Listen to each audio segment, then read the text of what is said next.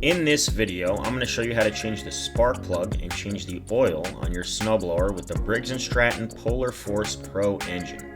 If that's the information you're looking for, keep watching. We'll get you taken care of. So first things first, we want to get to this spark plug. This knob here just pulls off. It is tough, so you got to use some force. Next, what we're going to do is these two bolts come out. Key, doesn't really matter if you leave it in or take it out. We'll just take it out just because. Pull this cover up and off. Lay that to the side. So now we will pull off our boot. Sometimes they're a little stuck. Just be careful and try not to pull on the wire. You want to actually grab the metal here and pull on that. A 5/8 socket. Spark plug socket, preferably. Remove that spark plug. Spark plug's out. So new spark plug, this specific engine gets an RC12YC. So we will insert that. I like to start these by hand. And once you have it started by hand, then we can finish tightening the rest of the way with the tool. Snug, not too tight. Cap back on. Make sure it's seated. So now inside this cover, there are two connections that go to the key switch. If those came off when you took off the cover, keep an eye on that. Make sure and just slip those connections back on. So now this cover, watch out for our choke stalk. Make sure that that is coming through the hole. And then this whole groove here, you want to make sure that this is sitting inside that, this top cover. And they don't make it that easy, but it's doable. You can kind of start on one end and work your way around. And also, this piece of plastic here needs to get tucked underneath the fuel tank there.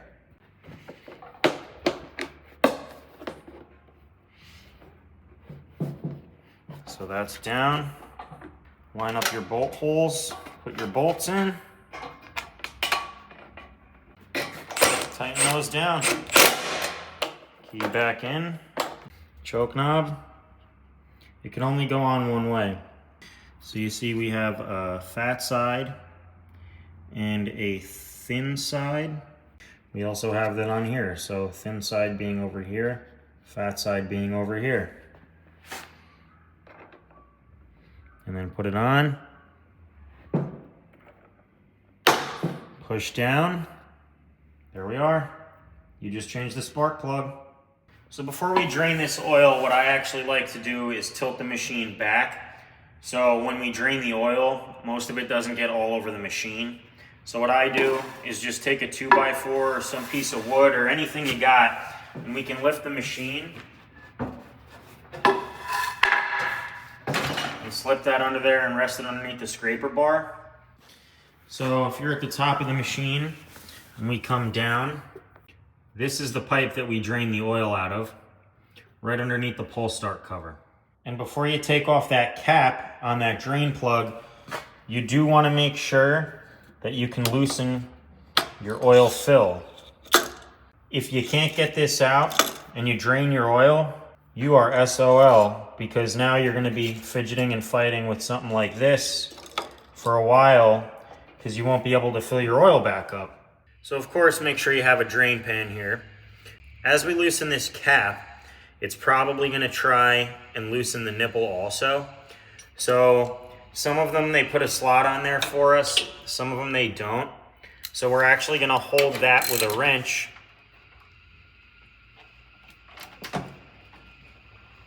and loosen this at the same time. It is very tight. It'll come off. can drain our oil. And then you do want to clean out your cap. So once you really got no more oil coming out, come back to the front of the machine, get our piece of wood out, and get this cleaned off. You really don't want any oil on here when you go to seal it up. Same with our cap, we don't really want any oil on that. So wipe that out good. So I personally like to use this gray RTV. Some guys might say only use Teflon tape. You can use Teflon tape, that's fine.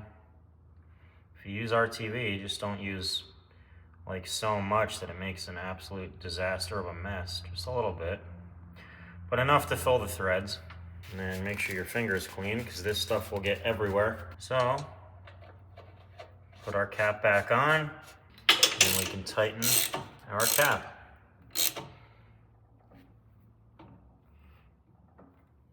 See, and usually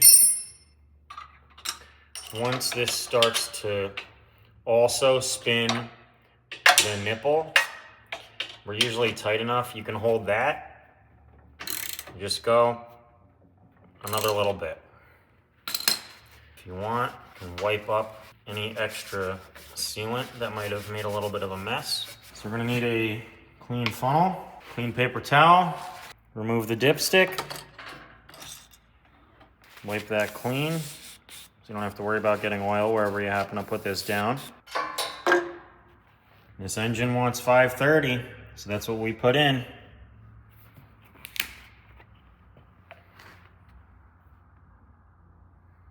So after a few minutes, check your oil. Pull it out.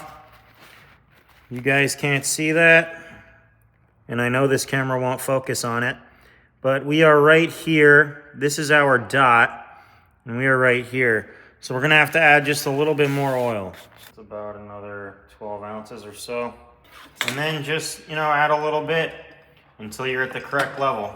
So if you are having trouble getting a good reading and you put it in and you just got oil all over the place and you can't tell, actually pull the engine over a couple times.